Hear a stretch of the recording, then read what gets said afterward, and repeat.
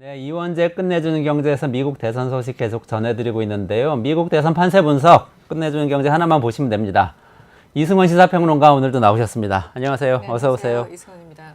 근데 진짜 트럼프가 될 수 있는 거예요? 지금 요즘 분위기 보니까 또 막 트럼프 쪽으로 몰리는 것 같은 느낌도 들고 이스라엘 전쟁도 일으키고. 네, 어쨌든 지지부진하죠. 지금 여론조사를 여러 개를 지금 몇 달 동안 보고 있는데 후보 교체된 이후에 해리스가 분명히 트럼프를 좀 앞서가는 추세를 유지하고는 있지만 어차피 오차범위 안에 있기 때문에 제가 한 2주에 한 번 혹은 매주에 한 번 나오는데 늘 똑같은 말씀을 드립니다. 기술적으로 이론적으로 동률이다.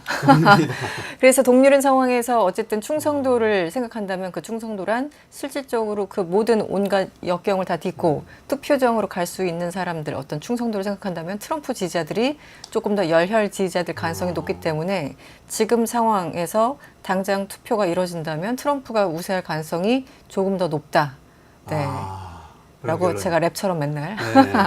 오늘 다시 한번 그 얘기인가요? 오늘 어떻게 다시 조사가 어떻게 나오고 있는지 한번 짚어주시면 좋겠어요. 예, 똑같습니다. 해리스가 트럼프를 오차범위 안에서 소폭 우위를 계속 유지하고 있어요. 해리스가. 그러니까 표를 보면은 계속 한 8월 첫째 주 넘어서부터 이제 그 뉴욕 타임즈와 세나다가 계속 추적 조사를 하고 있지 않습니까? 그래서 그 표를 보면 지금 표 나오죠. 저게 아마 한 8월 한 초부터 해가지고 쭉 해리스가 앞서가는데 역시나 뭐 한 1, 2% 앞서는 거기 때문에 큰 차이는 없습니다.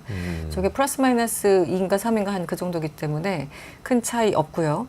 또 공영방송사죠. 이제 미국의 NPR하고 PBS가 있어요. 그러니까 NPR은 이제 주로 라디오처럼 듣는 거고 PBS는 TV인데 둘 다 이제 공영방송이라서 조금 더 주목되긴 합니다.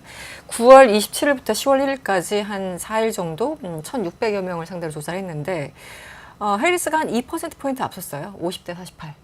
역시 오차범위. 그런데 말씀드린 것처럼 이제 등록 유권자를 대상으로 하는 조사와 적극 투표층을 대상으로 한 조사가 약간 뉘앙스가 다르긴 한데 적극 투표층을 대상으로 했을 때 지금 2%포인트 앞서고 있습니다. 그리고 이제 등록 유권자 그냥 일단 등록을 했고 갈지 안 갈지는 모르는 사람을 물었을 때는 해리스가 한 3%포인트 우세했어요. 비슷해요. 한 다 1%? 오차범위 이내죠, 그래도. 그렇습니다. 통계적으로는 의미가 없는. 네. 오차범위 이내에서 소폭 우위를 지금 몇 달간 유지하고 있다. 해리스가. 그리고 그런데 이제 어차피 오른쪽 왼쪽은 결정돼 있잖아요. 공화당 민주당. 그러니까 항상 저희가 말씀드린 것처럼 이제 무당파 혹은 뭐 중도 성향 사람들의 결정을 해야지만 뭐 우리나라도 마찬가지잖아요. 그래서 적극 투표 의향을 보인 무당파를 대상으로 질문을 했더니 여기선 또 트럼프 대통령이 전 대통령이 4%포인트 오차 범위 내에서 우위를 보이고 있어요. 아, 그래요? 그러니까. 이게 지금 똑같은 NPR, PBS 조사. 네, 같은 조사입니다. 그러니까 지금 그 희비가 교차하는 그런 상황이죠. 그냥 일반적인 조사로는 해리스가 앞서는데 무당파만 봤을 때는 한 50대 46으로 오차범위 내지만 이제 트럼프가 좀 우세하다. 난 민주당도 아니고 공화당도 아니야. 그렇게 말한 사람들은 트럼프를 조금 더 지지하고 있다. 그렇습니다. 살 떨리는 분위기였어요, 해리스는. 그러니까요. 그래서 이제 투표정에 갈 적극 투표층과 무당파 이 두 개의 팩터가 굉장히 중요한데 거기서는 이제 정말 희비가 엇갈리는. 그래서 각자 그 후보들은 혹은 캠프들은 유리한 숫자만 보고 싶어 하겠죠. 네, 사람 심리가. 근데 실제로 미국 네. 대선이 이게 전체 투표 가지고 결정하는 건 아니고 주별로 합산해서 주별로 그 선거인단 투표를 하기 때문에 그렇죠. 경합주가 중요하다. 항상 그렇게 네. 말씀하셨잖아요. 네. 경합주 조사 결과도 있나요? 경합주도 사실 비슷해요. 제가 한 2주 전에 말씀드린 거랑 지금과 비슷한데 그 지도를 보면 위쪽에 러스트벨트라고 하는 그리고 요즘 이제 블루월이라는 단어를 많이 쓰죠. 그래서 러스트벨트 쪽에서는 해리스가 조금 더 우세하고 거기가 미시건, 위스콘신 이런 펜실베니아. 곳들. 펜실베니아. 네. 그래서 위스콘신, 미시건, 펜실베니아 이 세 곳이 해리스가 다소 우세하고 밑에 선벨트라고 불리는 곳에서 네바다도 지금 해리스가 좀 더 유리합니다. 그래서 한 4곳 정도가 유리하고 나머지 애리조나, 조지아, 노스캐롤라이나 나머지 밑에 있는 그 세 주는 또 트럼프에게 유리해요. 경합주 지금 살펴보시는 것처럼. 근데 이제 뉴욕타임즈가 최근에 이제 주목하고 있는 거는 그 위스콘신, 미시건, 펜실베니아 이 블루월이라고 하는 러스트벨트 지역에 이쪽에 주목하는 이유는 2016년에는 여기서 이제 트럼프한테 표가 몰리면서 힐러리가 졌잖아요. 근데 2020년에는 다시 바이든한테 줬어. 말 그대로 이제 스윙 스테이지 된 거예요. 늘 민주당의 지지자들이긴 했었는데.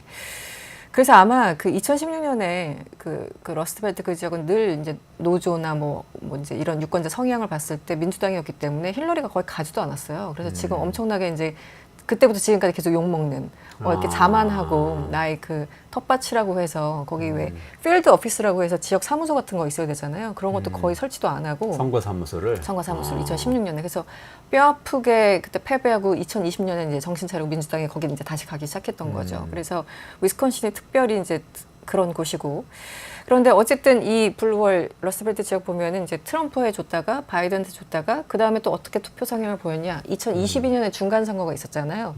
그때 또 역시 민주당에 줬어요. 네, 그러니까 기본적으로 텃밭은 민주당의 우호적인 지역입니다. 역사적으로도 그렇고. 그래서 2016년이 약간 예외적인 건데 그래서 어쨌든 지금까지 오차범위 아니긴 하지만 계속 한 2%, 3% 우위를 보이니까 여기는 아무래도 해리스 쪽에 오는 것이 아닌가 이런 분석을 뉴욕타임스는 내놓고 있고 참고로 말씀드릴 건 제가 뭐 한 달 전쯤에 워싱턴 포스트 인용해서 이제 말씀드렸는데 그건 이제 어떤 매체가 중요한 게 아니라 여론 분석가들이 지적하는 것을 이제 보도를 한 거겠죠. 뉴욕타임스가, 워싱턴 포스트가. 그런데 이 러스트벨트 세 곳이나 밑에 그 선벨트 지역 네 곳 그 둘 중에 하나만 가져가도 해리스가 이긴다라는 그 분석이 있었거든요. 그러니까 뭐 다 이길 필요도 없고 경합조에서 주요 곳만 이기면 되는데 지금 어쨌든 이 숫자가 그대로 투표장에서 이제 실현이 된다면 지금은 해리스가 조금 유리하죠. 왜냐면은 북부 지역을 다 지금 우세를 점하고 있기 때문에 네바다까지. 네. 그러네요. 그러면 사실 경합주만 보면 해리스가 또 유리할 수도 있겠다. 무응답층을 봤을 때 트럼프가 유리한 것 같았는데. 그건 전체로 봤을 때. 그렇죠, 전체로 네. 봤을 때. 그래서 경합주는 그렇습니다. 계속 한 1, 2% 이제 우세한데 아까 표에도 잠깐 나왔습니다만 그 이제 위스콘신, 미시간, 펜실베니아, 네, 그 밑에 지금 지역별로 경합주만 7개 보이시죠? 보면은 다 1%. 뭐 심지어 1% 미만으로 그러네요. 해리스가 조금 앞서고 트럼프가 좀 앞서고 거의 차이가 예, 없네. 계속 저 모양새를 보고 있어요. 네. 저희 몇 주째. 그래가지고 뭔가 이건 진짜 모르겠다. 네, 진짜 모르겠다.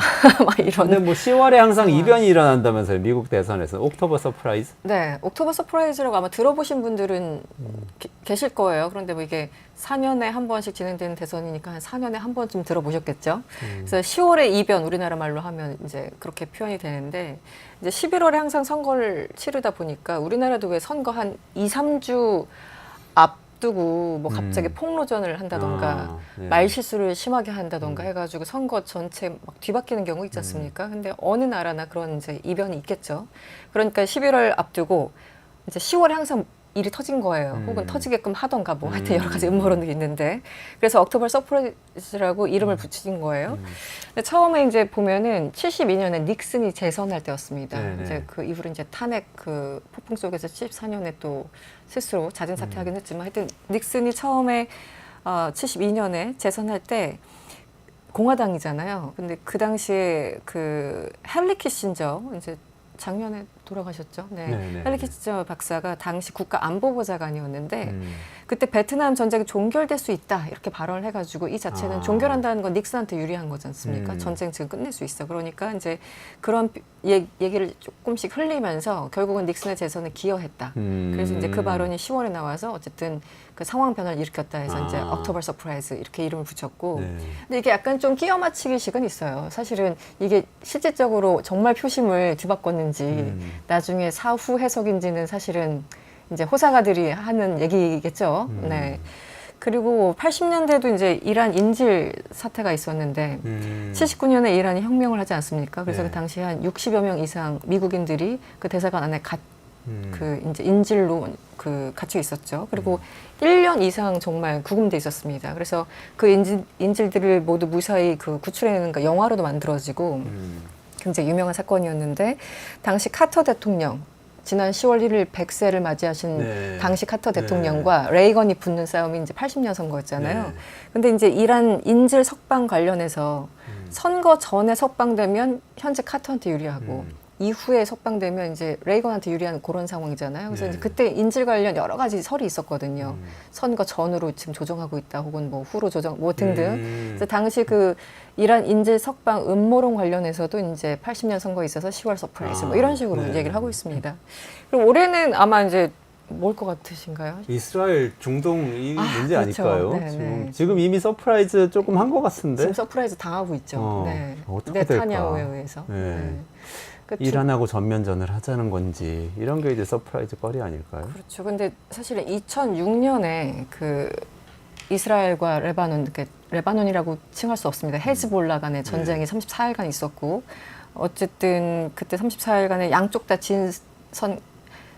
진 싸움이었지만, 어쨌든 이스라엘이 그때 군인들이 많이 사망하면서 사실은 이스라엘이 죽은 거 많이 이제 패배한 거 아니냐 이런 얘기가 있었어요. 그리고 이제 6, 7년 만에 다시 이 중동 사태가 벌어지고 있는데, 가자지구의 그 참혹상을 보고 이제 어떻게든 끝내야 된다라고 하는데 지금 네타냐후는 더 확전하고 있잖아요. 네. 그러다가 이제 이란까지 지금 같이 어떻게 가담을 해야 되느냐 말아야 되느냐 고민하고 있는. 그러니까 네타냐후가 사실은 전쟁을 조장하고 이란을 유도하는 거죠. 그러니까 이 상황 자체가 지금 민주당, 그러니까 바이든 정부, 바이든 해리스 정부에는 안 좋은 거기 때문에 이 자체가 이제 옥토버 서프라이즈 중에 하나가 아닌가라고 얘기를 하고 있고, 또 하나는 이거는 어떻게 인간의 힘으로 안 되는 자연재해가 있죠. 네, 자연재해. 지금 한 200여 명 이상이 사망했고 내일 모레 또 폭풍이 이제 다가온다고 합니다. 허리케인이. 그래서 이 자연재해는 어쨌든 현 집권당이 안 좋기 때문에, 그래서 지금 만약에 이제 얼마 지나서 2024년에 10월 이변을 사람들이 생각한다면 아마 중동 사태와 자연재해가 아닐 것인가 지금 미리 시나리오를 구상하고 있습니다. 저 다른 거 하나 있는데 뭐죠? 트럼프가 요새 고령 리스크가 자꾸 불거지는 것 같은데 정말 본격적인 말실수나 뭔가 휘청거리거나 이런 거 나오지 않을까 이런 생각이. 저는 거꾸로. 그 트럼프가 얘기를 할 때 트럼프가 이제 트위터에 글을 엄청 많이 썼잖아요. 그 재임 시절부터도 그렇고 지금도 그렇고. 그런데 미국 그 현지 사람들도 도대체 이 사람이 무슨 얘기하는 거지? 왜냐면 대소문자 일부러 막 이렇게 섞어 쓰고 소문자를 써야 되는 대문자를 쓴다던가 맞아요. 문장 제대로 끝 안 낸다던가. 그런데 그게 이제 입으로도 구현되고 있는 거예요. 그래서 어떤 장면을 제가 잠깐 봤는데 뭐 제가 잘 못 알아듣긴 하지만 유독 못 알아듣겠는 거예요. 알고 봤더니 거기 현장에 있던 사람들도 무슨 얘기인지 하나도 못 알아들었다는 겁니다. 말 그대로 횡설수설. 뭐 교육에 대해서 어떻게 생각하냐고 교육이 주제의 어떤 미팅 자리였는데 갑자기 막 총기 나오고 뭐 그러니까 전혀 엉뚱한 맥락에서 문장과 단어가 튀어나와서 현장에 있는 사람들도 굉장히 어리둥절했다는 얘기를 제가 한 달 전쯤에 어떤 매체를 통해서 들었는데 지금도 계속 그렇습니다. 지금 그 고령이라서 그냥 오로지 고령이니까 공격하는 것이 아니라 횡설수설하고 했던 말 또 하고 이래서 주변 사람들이 실질적으로 굉장히 좀 당황해하고 있습니다. 그리고 이제 바이든이 약간 또 몸으로 막아줬던 게 있었는데 바이든이 사라지고 바이든이 나니까 고령 리스크 때문에 사퇴한 거잖아요, 사실상 사실. 그렇죠. 네. 그 이제 6월 말에 TV 토론을 망했고 그때 이제 그 문장을 제대로 읽지 못하는 그 안타까운 상황 때문에 해리스가 등판한 건데 실질적으로 물리적으로 나이 차이가 거의 한 20살가량 나는 데다가 트럼프가 곳곳에서 이렇게 횡설수설하는 거를 많이 이제 보이니까 사람들이 실질적으로 문제 삼기 시작했고 예를 들어 그런 겁니다. 이제 토론이 있었던 6월 말에 조사했을 때 유거부에서 조사했는데 당시 이제 트럼프의 건강이나 나이에 대해서 우려한다라는 퍼센테이지는 한 27%. 그런데 이번에 같은 조사 기관에서 했는데 40%가 나왔어요. 그러니까 엄청나게 우려가 높아진 거죠. 그리고 이전과 비교해서 이제 어떤 단어들을 쓰느냐가 또 중요한데 이게 인지 능력과 굉장히 직결되는 거라고 합니다. 저도 이제 기사를 보면서 알았는데 평소에 나 절대 안 할 거야. 뭐 결코 뭐 이런 단어 많이 쓰십니까? 이원재 평론가는 안 쓰실 것 같아요. 잘 안 쓰실 것 같은데. 네, 온건한 사람이라. 네. 그래서 뭐 항상, 전혀, 절대 뭐 이렇게 하여튼 그런 의미의 단어 사용을 많이 할수록 뭔가 인지 능력, 노화의 어떤 징후로 본다고 해요. 여러분 조심하시기 바랍니다. 절대 이런 말씀 쓰시면. 그런데 전문가들이 이 트럼프의 워딩을 다 분석했더니 13% 정도 늘었대요. 이전에 비해서. 그래서 노화의 신호로 본다. 13%. 그리고 또 하나 있어요. 긍정적인 단어보다 부정적인 단어를 훨씬 더 많이 쓴대요. 30%, 32% 더 많이 사용한다고 하는데 이것도 인지 변화를 보여주는 또 다른 지표다. 그래서 요즘 예전에는 한 45분에서 50분 연설하던 2016년 당시에 이제 트럼프였다면 지금은 거의 8, 90분 하거든요. 굉장히 길어졌어요. 이게 뭐 이분이 에너지가 더 넘친다라고 좋게 해석할 수 있지만 했던 얘기 또 하고 뭔가 이렇게 메시지가 전달이 안 되니까 짧게 끝내던 연설을 지금 한 2배 정도 늘려서 한다는 거예요. 그래서 이제 왜 늘어났을까 하다가 이제 이 분석을 하기 시작했더니 이런 결과가 나왔다는 일부 보도 내용이었습니다. 그래서 그 얘기 저도 전에 어디서 들은 적이 있는데요. 진짜 노화되면은 했던 이야기를 자꾸 하게 되는 게 그게 뭐 사람이 이상해져서 그런 게 아니고요. 네. 본인의 말이 상대방에게 전달됐다는 것이 정확하게 잘 인지가 안 된대요. 청력이 퇴화되고 네. 시력이 감퇴되고 이런 문제 때문에. 그래서 자꾸만 확신이 안 들어서 네, 네. 못 알아들었을까 봐 자꾸 얘기하게 된다는 거예요. 저희 어머니도 같은 얘기 계속 하세요, 요즘. 아, 70이 한참 넘어가시니까 했던 얘기 또 하시고 또 하시고 그게 뭐 어쩔 수 없는 어쩔 수 상황 없는 노화 같아요. 현상인데 네. 자유세계의 지도자가 만약에 그런 상황이라면 얘기가 달라지죠. 핵폭탄을 발사할 수도 있는 사람인데. 그러니까 핵 버튼을 갖고 있는 사람이고 그래서 이제 북한과 이란 헷갈리는 거는 우리는 양해 가능해요. 뭐 그럴 수도 있다. 아, 그 영상 봤어요, 저. 갑자기 네. 트럼프가 이러는 거예요. 무슨 연설 자리였나? 토론 자리였나? 북한의 대통령이 나를 죽이려고 네. 하고 있습니다. 그런데 북한 일단 대통령도 없고 그렇죠. 죽이려고 한다는 것도 얼마 전까지 김정은 자기 친구라고 그랬는데. 그러니까요. 그래서 이란하고 헷갈린 것 맥락상 같다고. 이란이다. 어. 근데 사실은 이제 제가 아무리 이제 좀 긍정적으로 그 해석을 하려고 우호적으로 해석을 하려고 해도 김정은은 만났잖아요. 그러니까 뭐 다른 나라랑 헷갈렸으면은 그래도 조금 그랬을 텐데 하필이면 또 북한이란 단어가 나오면서 그러니까 이란, 이라크 정도는 헷갈릴 수도 있다고 네, 쳐. 중동의 다른 나라를 언급했으면은 그래서 뭐 어쨌든 나라까지는 이제 뭐 워낙 그 많은 나라를 상대하는 미국의 대통령이다 보니 그렇다 치더라도 어떤 단어를 언급한다던가 한참 전에 돌아가신 분에 대해서 언급한다던가 그러니까 아직 살아있는 것처럼 착각해서 뭐 이런 것들이 이렇게 한두 그런 번이 게 아니라 있었어요? 자주 노출돼서 그래서 좀 실제 우려하고 있죠.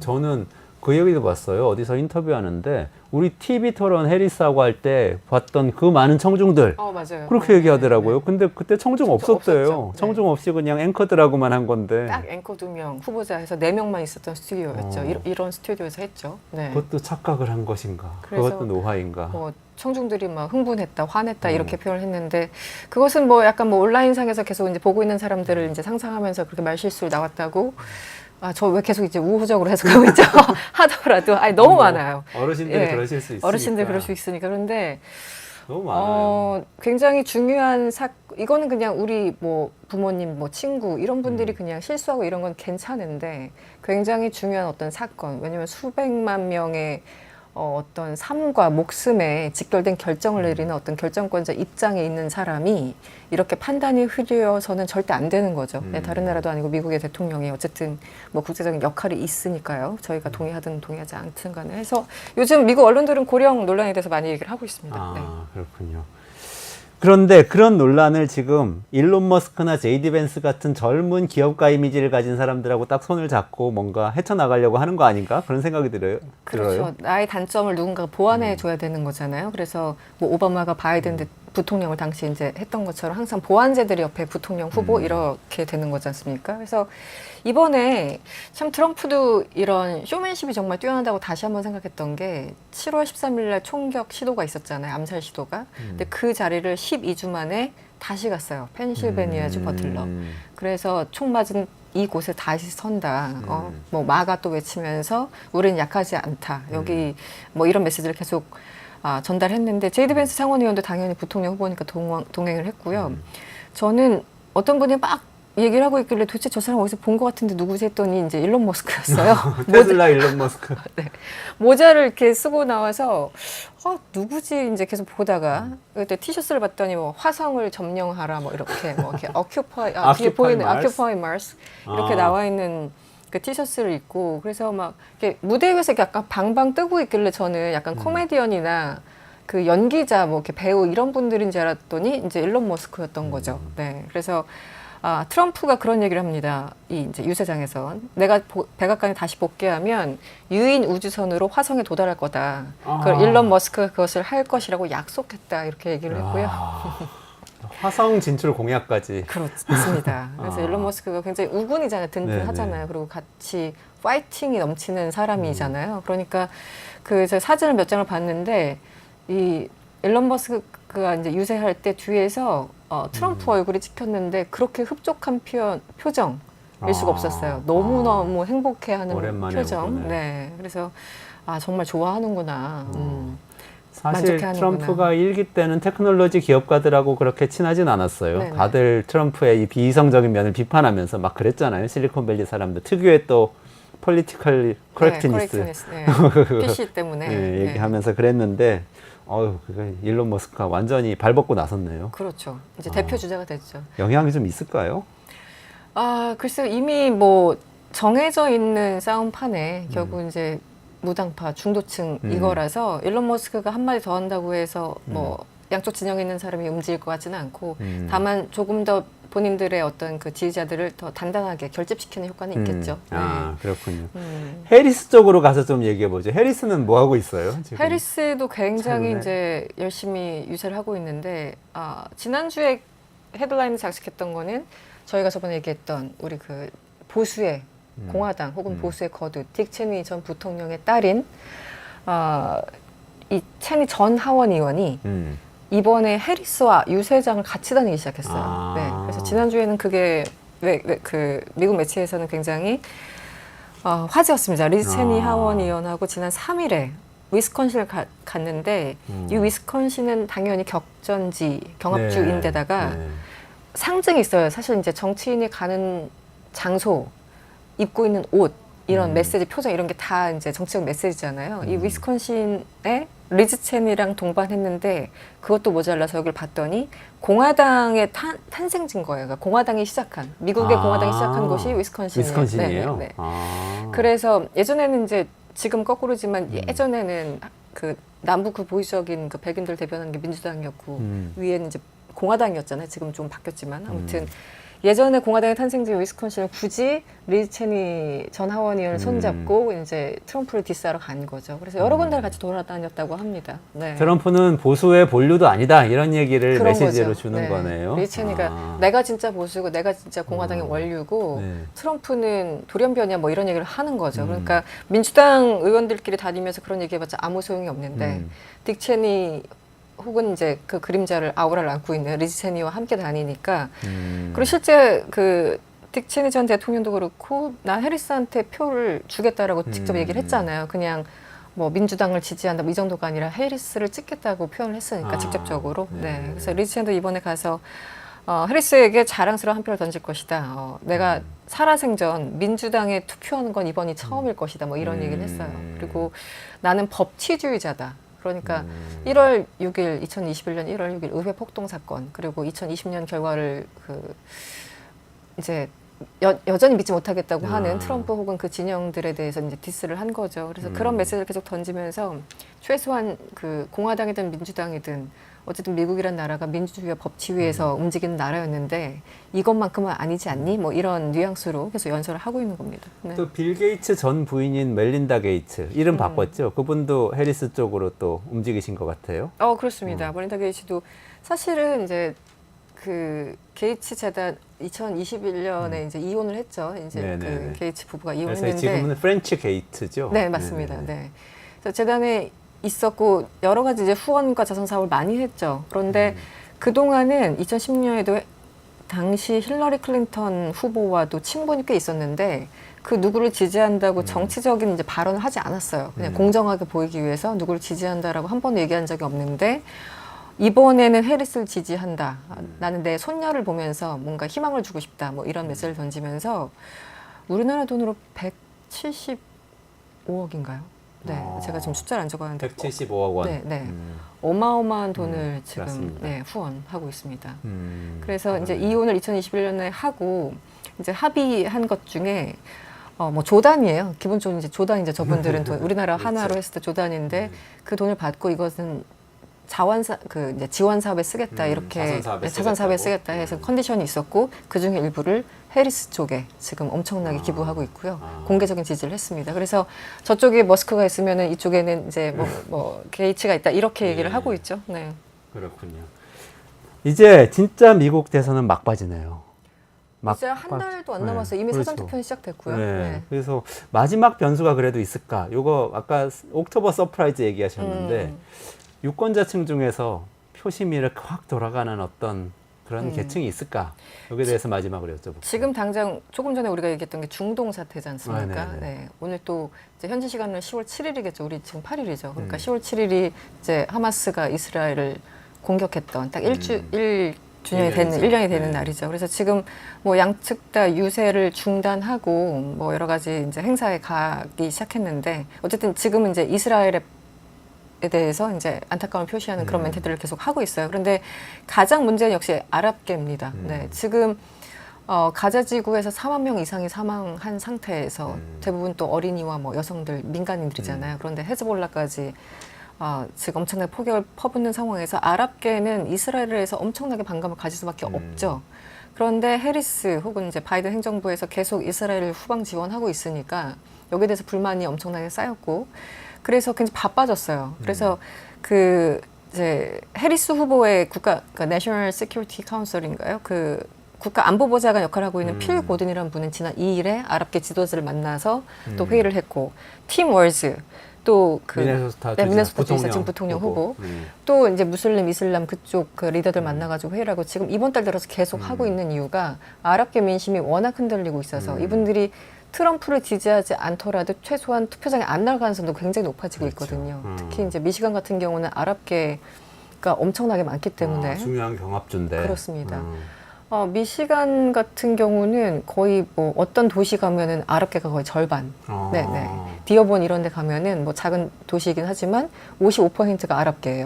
그러니까 그 표심이 어떻게 쏠릴지에 따라서 결과가 달라질 수도 있는 네, 미시간은 경합주인데. 그래서 해리스 캠프에서는 지금 아랍계를 진정시키기 위해서 엄청나게 애를 쏟고 있고 역시 트럼프 전 대통령도 지난 9월 말에 아랍계 뭐 주지사 이런 분들 찾아가서 이제 지지를 호소하고 이런 움직임을 계속 하고 있습니다. 그래서 지금 중동 사태가 커지면 커질수록 해리스한테 불리하다. 그 말씀 드릴 수 있을 것 같고 그래서 아랍계 표심이 어떻게 가는지가 중요하고 또 하나가 있습니다. 라틴계. 예, 미국에서 그냥 미국에 있으면 보통 이제 멕시칸 이렇게 불리는 라틴계가 히스패닉 뭐 불리죠. 근데 히스패닉 인구가 워낙 많은 데다가 이게 참 재밌는 게 예전에는 이제 이주 해가지고 많은 분들이 왔잖아요. 그러니까 수십 년간 계속 이 이제 라티노라고 불리는 이분들은 민주당이었어요. 그냥 뭐 묻고 따지지도 않고 그냥 민주당 약간 이런 거였는데 최근에 많이 바뀌었다고 합니다. 근데 이유를 알아보니까 이미 이제 부모 세대는 이민자지만 지금 그 나라에서 태어나서 그냥 스스로가 미국인이라고 생각하고 자란 아이들이 워낙 많은 거예요. 라티노 계열들이. 그런데 경합주만 봤을 때 이 경합주의 라틴계가 100만 명 이상이 된다고 합니다. 네. 몇만 명 차이로 그 사실 갈리는데 예, 해리스 캠프에서 한 4만 표가 결국 결정한다 뭐 이렇게 얘기했는데 라틴계가 경합주에만 100만 명 이상이 살고 있고 네.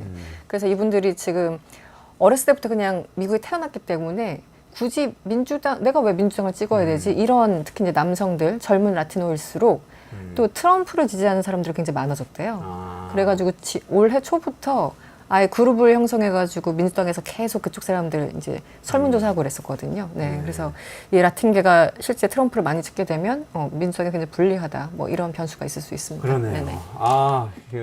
실제로는 이게 참 복잡한데 이스라엘이 어떻게 하느냐에 따라서 미국 대선이 결정되고 미국 대선이 어떻게 되느냐에 따라서 우리나라의 운명이 결정되고 삼성전자는 어떻게 되고 남북관계는 어떻게 되고 이거 참 복잡합니다. 어려운 문제인데 엄청난 어쨌든 도미노 효과가 있는 거죠. 잘 살펴보면서 우리가 어떻게 살아가야 될지 고민해야 될 것 같습니다.